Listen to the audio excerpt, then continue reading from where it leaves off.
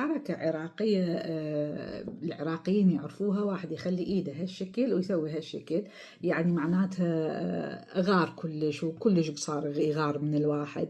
فصاير أكو أغنية هسه بالجديد تقول بالحلقة الأخيرة ماتوا مني غيرة، البنات يطلعون يغنوها ويسوون هالشكل ماكو، يعني يعطون يعني يعطون هاي الأبعاد للحركة، إنه وش قد هم قاعد يغارون أو وش قد أكو أحد قاعد يغار منهم.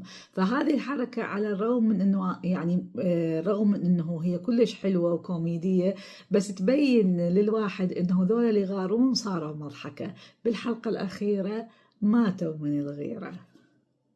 قهوة مزاج خاص، أنا من النوع حتى إذا أشرب قهوة المغرب أنام بالليل، مو ما أنام، بس هي من المزاج اللي يعني اللي إذا واحد ما شربها نهار كامل يشتاق لها، أو من يشتاق للقهوة يسويها ويخليها قدامه فيصير عنده مزاج وياها. يعني هواية شعراء ذكروا القهوة ونطوها فد أهمية، لأنه صدق فعلا يعني القهوة من تغيب الاشتياق لها يصير كلش هواية. بس عاد من أشرب القهوة أتذكر أغنية حميد منصور تقول سلامات ردتك سلامات، ويا الرايح ويا الجاي ردتك سلامات.